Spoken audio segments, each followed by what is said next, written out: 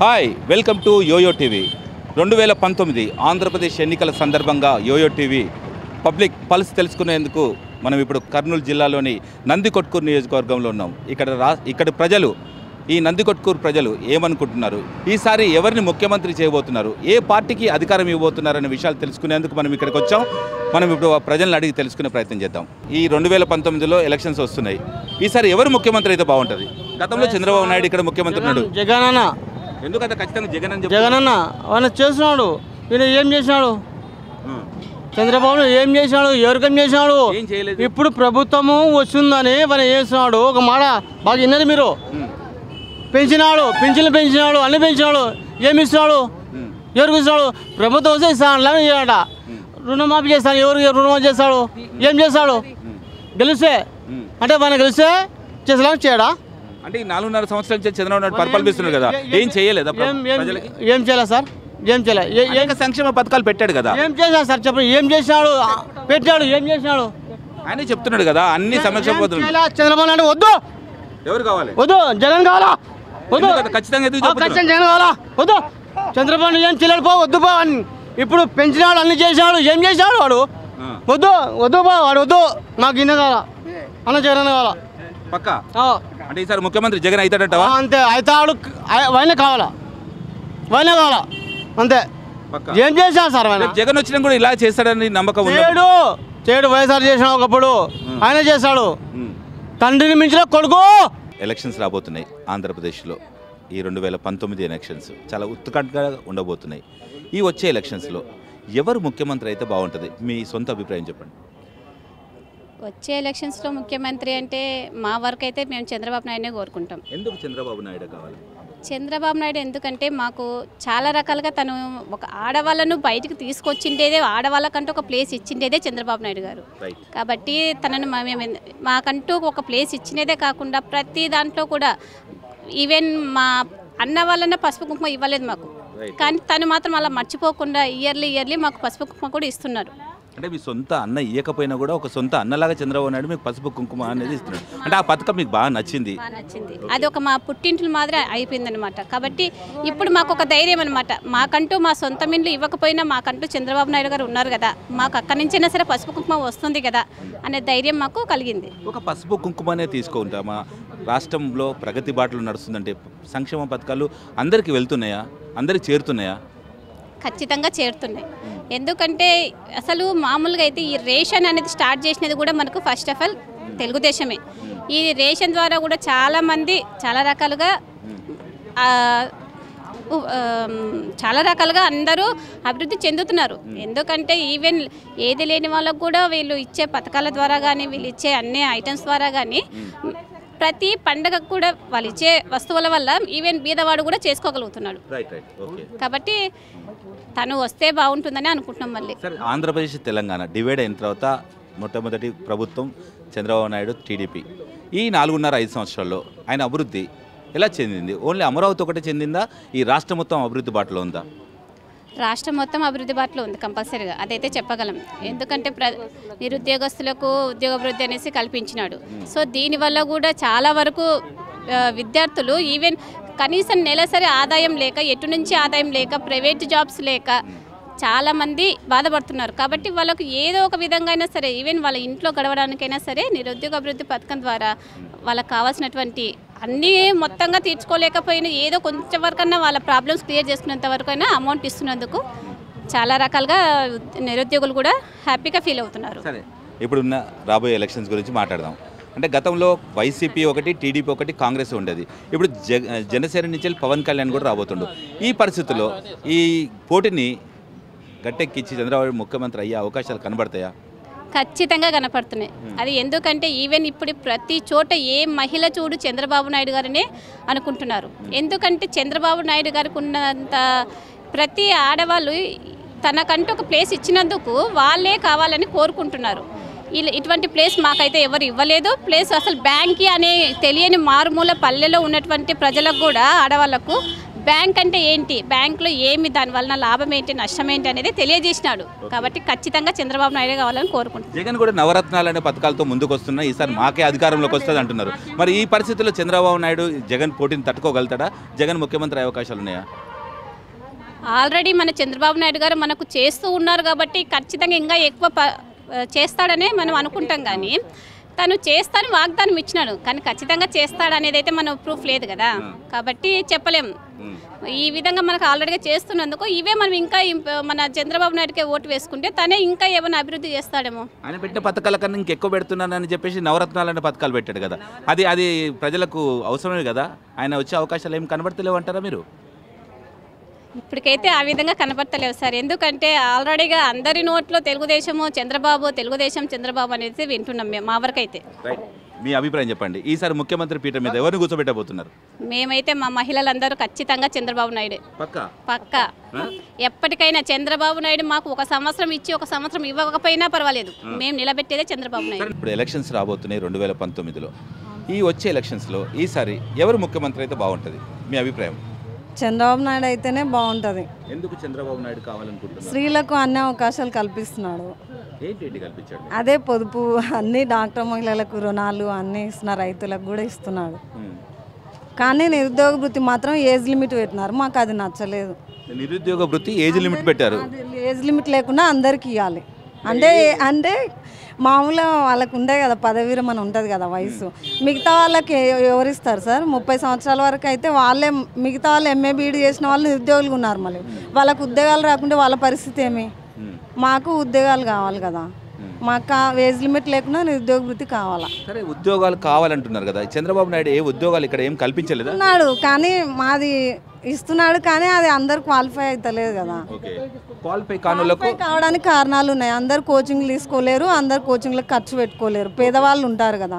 మళ్ళీ కోచింగ్ తీసుకోవాలంటే వాళ్ళకి డబ్బులు కావాలి కదా సార్. ఏం చేస్తే కానీ ఫ్రీ కోచింగ్లు ఇస్తున్నారు, పేరు చెప్తున్నారు కానీ ఫ్రీగా చెప్పడానికి లేదు కదా, అంత క్వాలిఫైడ్ లేదు. అది ప్రభుత్వమే ఫ్రీ కోచింగ్ల ద్వారా చెప్పిన క్వశ్చన్స్ ఒక్కటి కూడా రావట్లేదు, అసలు రావాలి ఎగ్జామ్లో. దానివల్ల ఎంతో డబ్బు ఖర్చు పెడుతున్నారు కానీ ఎవరు క్వాలిఫై అవుతలేరు, ఏడ్చుకుంటే వెళ్ళిపోతున్నారు క్వాలిఫై. నిరుద్యోగ వృత్తి గురించి అంటున్నారు, మీకు నిరుద్యోగ వృత్తి ఏమి అందుతలేదా? మీరు కూడా ఒక చదువుకున్న వ్యక్తి. మాకు నిరుద్యోగ వృత్తి అంటే మాకు 34 అబవ్ అయిపోయింది, మాకు రావట్లేదు సార్. నాకు రాలేదు, నా భర్తకు రాలేదు. మా ఇంట్లో ఏజ్ లిమిట్ పెట్టినారు కాబట్టి మాకు అన్యాయం జరుగుతుంది. ఓకే, ఇంత చదువుకున్నారు, మీరు ఇప్పుడు ఏం చేస్తున్నారు? ఏం చేస్తున్నాం అంటే సొంతం షాప్ పెట్టుకున్నాం, అది కూడా అద్దెదే. కానీ మేము జిరాక్స్ ప్రజెంట్గా జాబ్ లేదు, ఇంకా ఇదే ఆధారపడాల్సి వస్తుంది. ఏజ్ లిమిట్ ఎంత ఉండాలనుకుంటున్నారు? ఎంత ఉండాలి సార్? కనీసం 50-56 అన్నా ఉండాలి. నిరుద్యోగ వృత్తి రావడం. అవును. ఇప్పుడు మళ్ళీ అంగన్వాడీ టీచర్లు ఉన్నారు సార్, వాళ్ళు 10th క్లాస్ కూడా క్వాలిఫై కాలేదు. 10th ఫెయిల్ అయిన వాళ్ళకి 8th క్లాస్ 7th క్లాస్ చదివిన వాళ్ళకు 10,000-12,000 శాలరీ వస్తుంది. మళ్ళీ ఎంఏ బీడీ చదివిన వాళ్ళు అట్లే నిరుద్యోగులు మిగిలిపోతున్నారు. మళ్ళీ ఎవరు సార్ వాళ్ళకు సమాధానం చెప్పేది? ఏం చేస్తే బాగుంటుంది? మీరు ఏం కావాలని కోరుకుంటారు? ప్రభుత్వానికి ఏం డిమాండ్ చేస్తారు? కావాలి సార్. పిండి బట్టి టీచర్లు అంటే వాళ్ళకి ఏం చదువు రాకపోయినా వాళ్ళకి శాలరీస్ వస్తున్నాయి. మళ్ళీ మాకు అన్ని అర్హతలు ఉండి మాకు ఉద్యోగాలు లేవు. మరి 98 జీవో మాకు సారు చంద్రబాబు నాయుడు సారు ముచ్చుమర్లో ఇస్తానని చెప్పినాడు. మళ్ళీ నారా లోకేష్ని కలిసినాం, మాకేం అసలు సమాధానం ఇవ్వట్లేదు వాళ్ళు. ఇప్పుడు ఎలక్షన్ కూడా వచ్చే లోపల మాకు కావాలంటున్నారు, కానీ మేము తిరుగుతున్నాం. అమరావతికి పోయినారు, చాలా వాళ్ళు మా వాళ్ళు తిరుగుతూ ఉన్నారు ఖర్చులు పెట్టుకొని, కానీ మాకేం అసలు సమాధానం ఇవ్వట్లేదు సార్. శివానంద రెడ్డిని కూడా సార్ని ఛాన్సార్లు కలిసినాం మేము.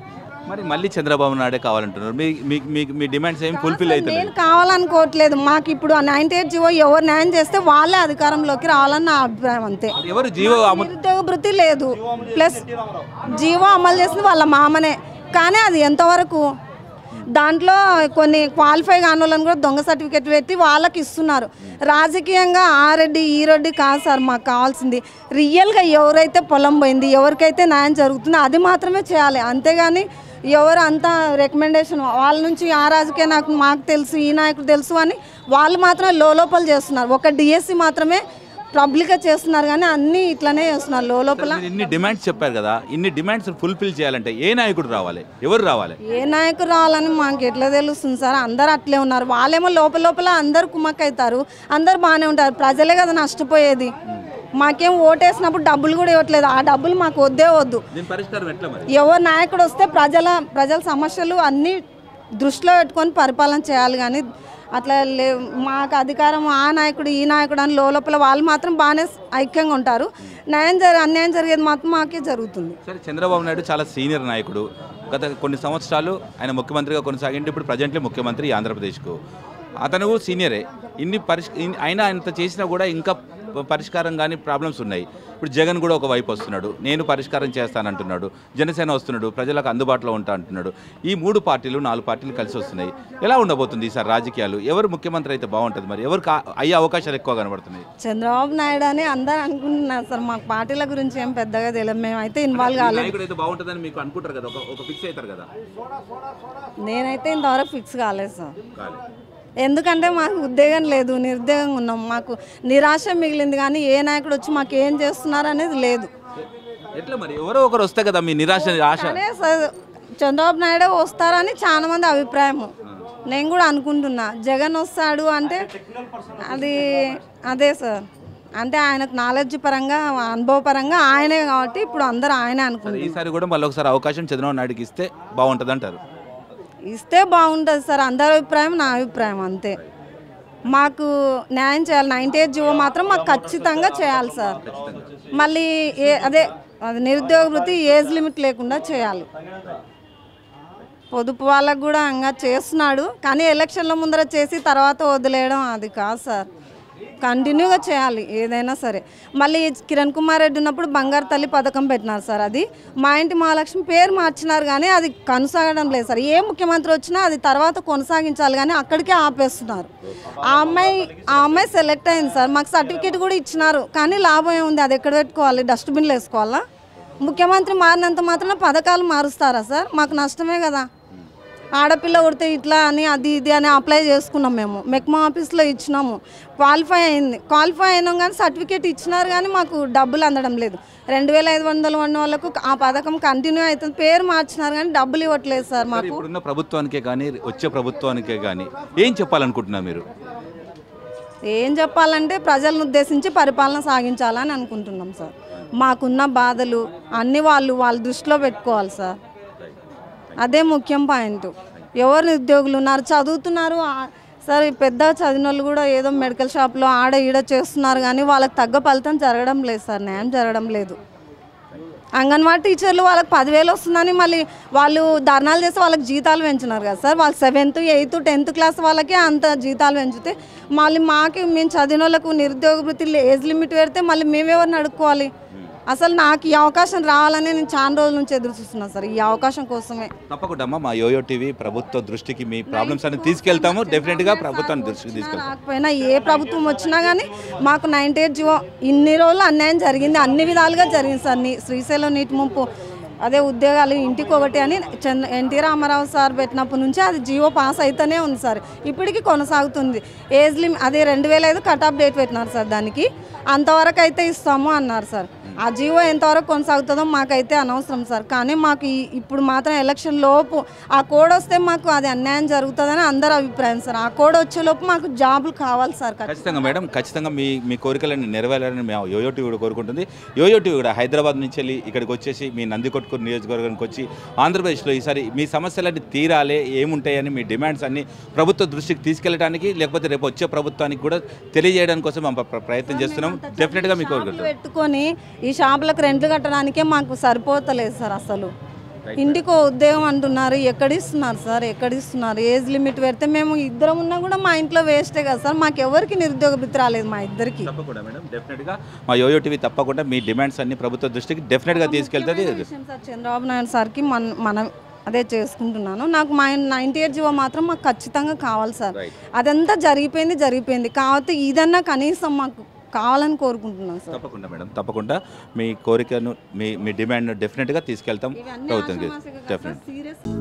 హలో, మిమ్మల్నే యోయో టీవీ యాప్ డౌన్లోడ్ చేసుకున్నారా? ఇంకా లేదా? మీ యాప్ స్టోర్కి వెళ్ళి వెంటనే డౌన్లోడ్ చేసుకోండి.